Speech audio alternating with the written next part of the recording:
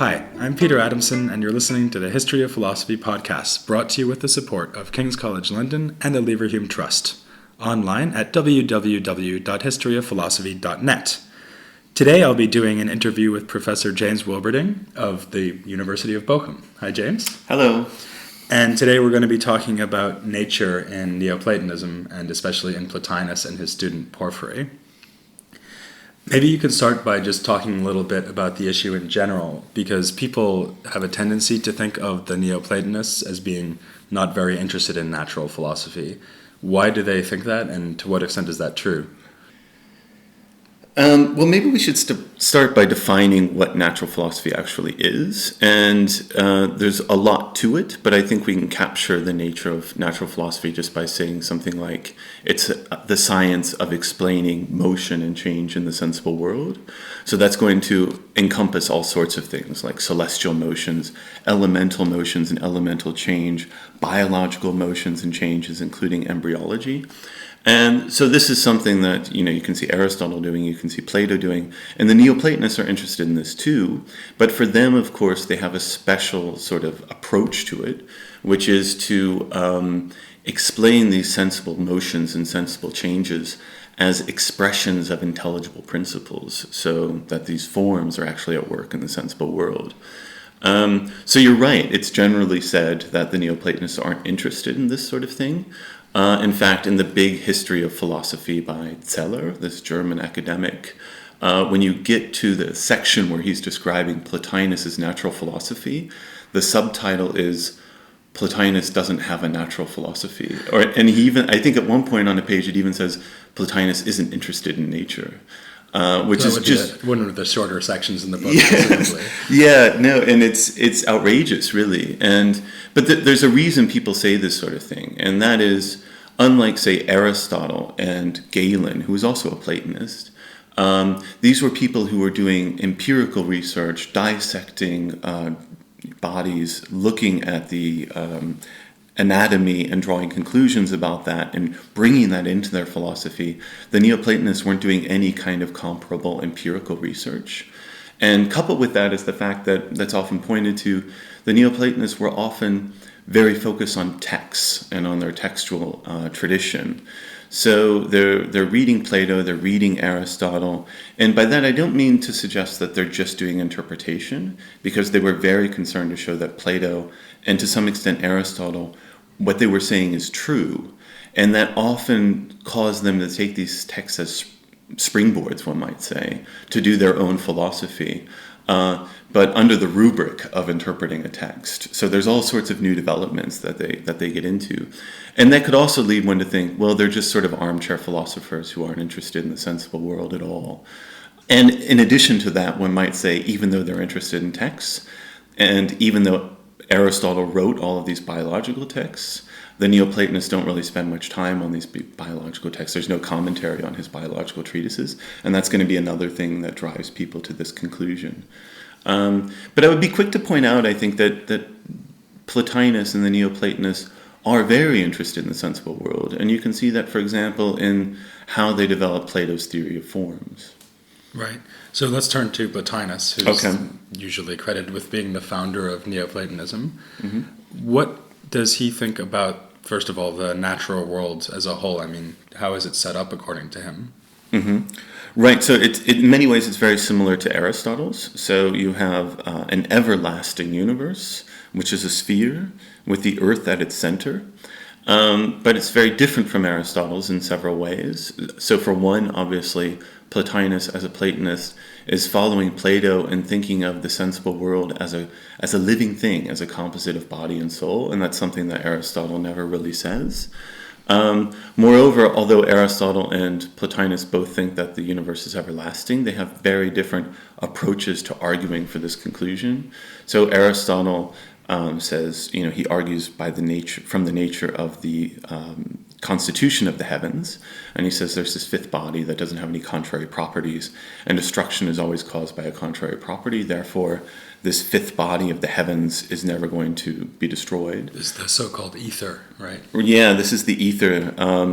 And so that's going to be one argument for the everlastingness of the heavens and thus of the universe. And the other would be, say, arguing that motion can have no beginning and no end. So if there's motion at all, which there obviously is, then the universe must be everlasting. So those are Aristotle's arguments, but Plotinus has a different approach. He has these hypostases, which I'm guessing you covered in a previous podcast. Right, in several previous right. episodes, actually. Okay, great. So you have this metaphysics of precession and reversion, starting from these principles which, and it's difficult to talk about this, but we might say these principles always exist, have existed, and always will exist. It's a bit more difficult than that, as you've probably mentioned.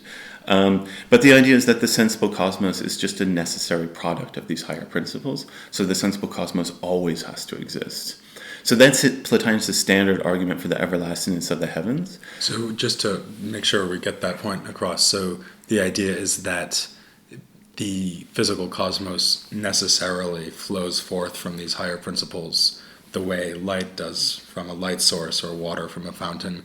So you can't have them without a physical cosmos. So it's basically nothing about the cosmos in its own right that would keep it in existence. It's the fact that it's caused by something that's always exercising causality.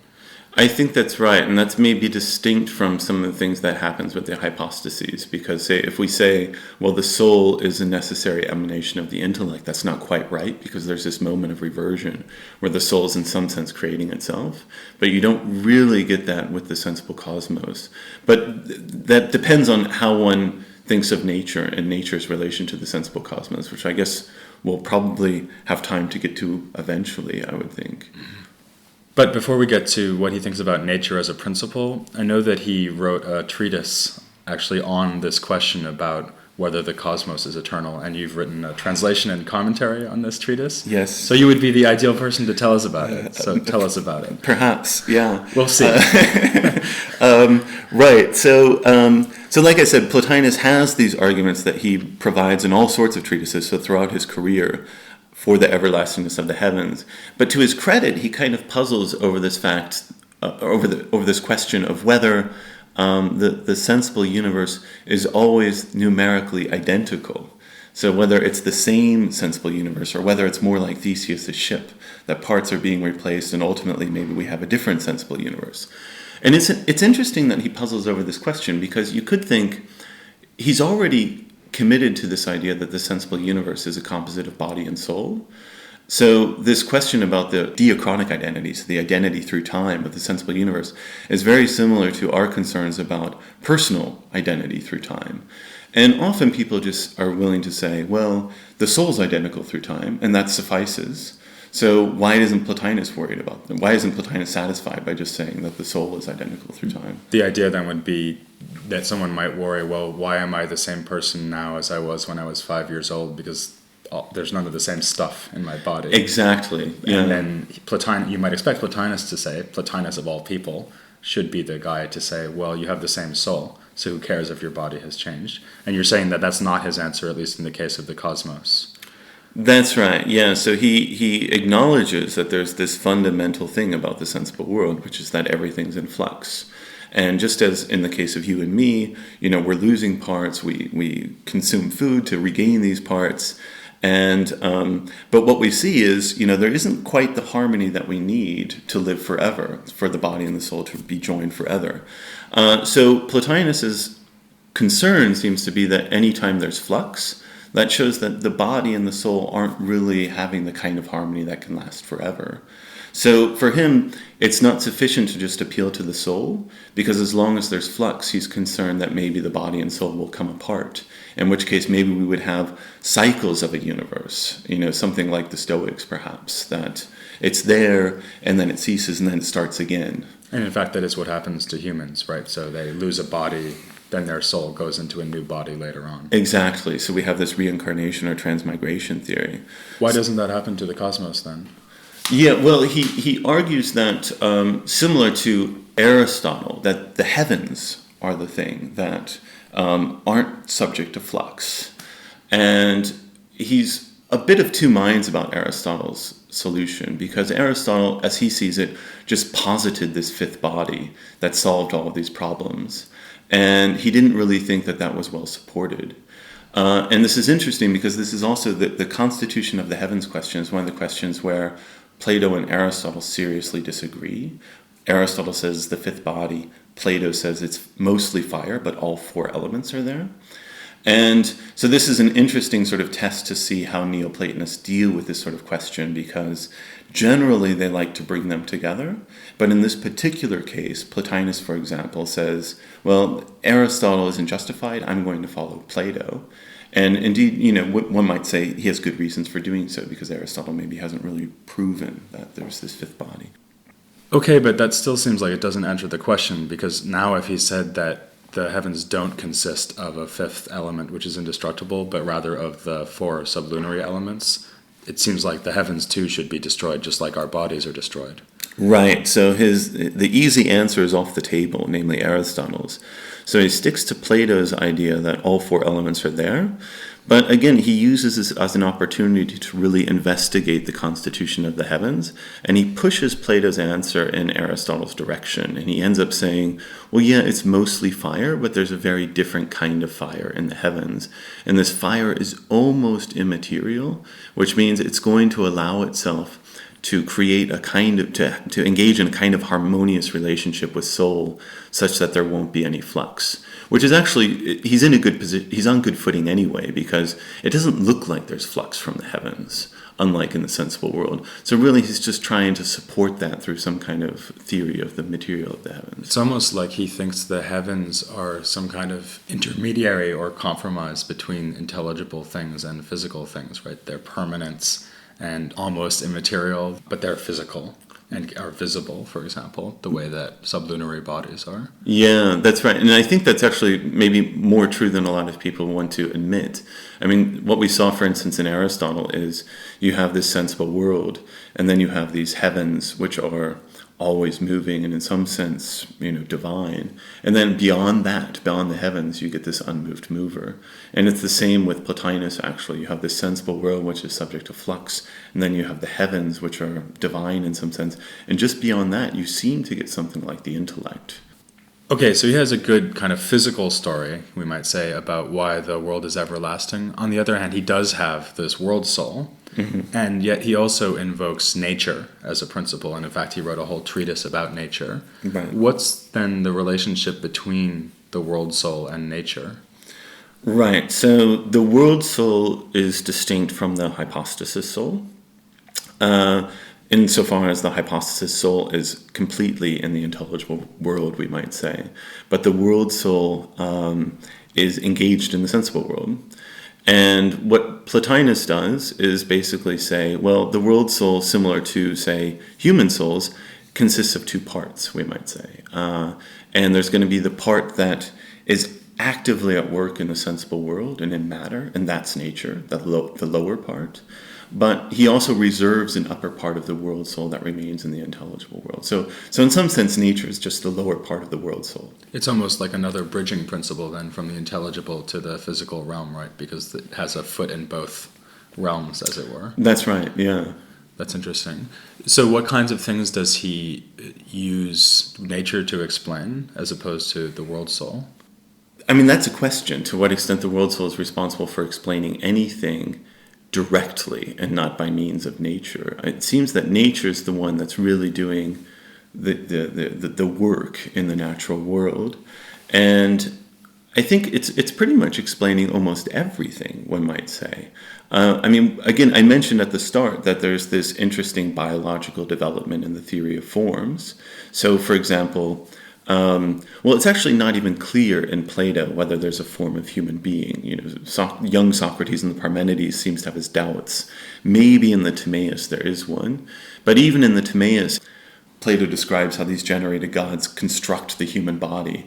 And it's not clear that they're doing this because they have knowledge of the form of human being, for example. They just seem to be troubleshooting and trying to come up with a good plan for a human being. In Plotinus, the theory of forms takes a decidedly biological turn. So there are forms for all sorts of living things, humans, dogs, oxen, presumably even snakes. even plants there are forms of. And what happens with these forms is as they're handed down, so they start in intellect, they're handed down to soul, and ultimately they're handed down to nature, which is at work in the sensible world. And at each time they're handed down, they become more pluralized and more particularized, such that by the time you get to the level of nature, you don't have the form of human being, you have a whole variety of forms corresponding to so for example, in the case of a human being, all of the parts of the human body. And these are going to be the things that actually do the work in the sensible world and create the human body. And it's almost like all the humans who ever exist are kind of unfolding of the possible content of the form of man, or something. That's like that. right. Yeah. So at one point, Plotinus investigates this idea of whether there are forms of individuals, and this is, of course, a very controversial question that he engages with. But I think the soundest reading of his response to that question is to say, at the level of nature, there is this form of Socrates, say, insofar as at the level of nature you're going to have a principle of his snub nose and his bulging eyes and all of these other features. But then all of these together, even if we count all of these principles together as the form of Socrates, this is just one possibility within the form of human being. So the idea is, well, how many human beings would it take to instantiate the form of human beings? And his answer seems to be, a lot, maybe loads. Loads. So as many as fit into the great year is what he says. The great year being how long it takes for all the heavenly bodies to realign to their starting position. Right, exactly.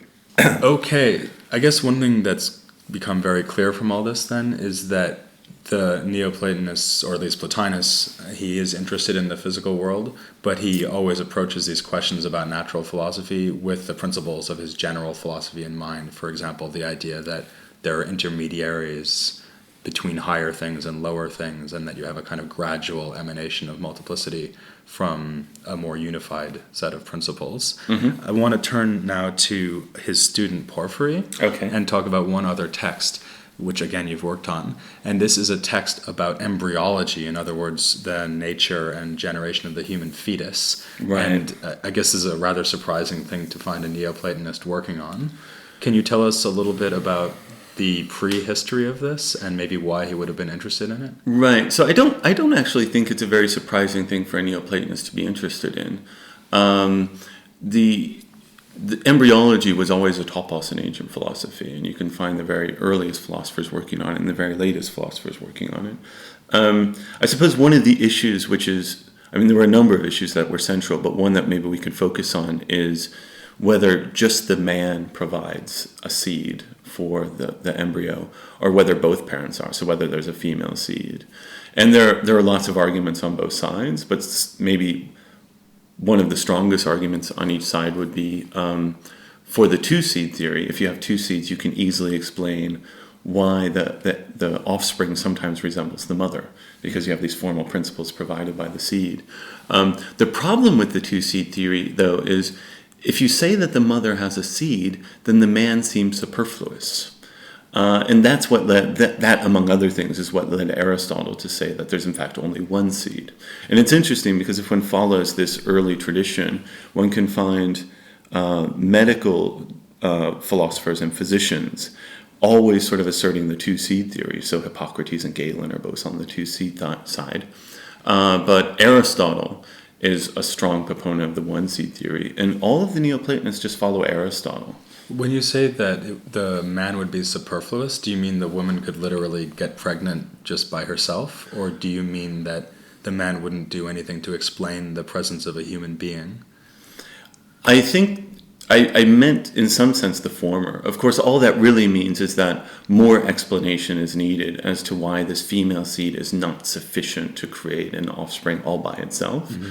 So what happens then is, even with the two-seed theorists, say Galen, you get this female seed, but it's still inferior in some sense to the male seed because it can't be self-sufficient. And Porphyry goes for the one-seed theory. Right, and this is interesting, and this maybe goes back to this question that we started with, as to why people don't view Neoplatonists as actually being interested in the empirical tradition. Because not only does Porphyry follow Aristotle's one-seed theory, he doesn't even really think of this as a problem He doesn't even investigate the two-seed theory. Unlike, say, Aristotle, who argues extensively for the one-seed theory, and unlike Galen, who argues extensively against Aristotle, Porphyry just assumes it as if it were obvious. And he doesn't really seem to engage with any texts of Galen. And he does sort of cite some Hippocrates, but not much. That's interesting. So these are very obvious things for him to have been looking at if he's thinking about embryology. Right. He just goes straight back to Aristotle the whole time. Yeah, although he's not really focusing on texts of Aristotle either. Like I said, they don't. It's not clear that they had access to all of the biological texts of Aristotle.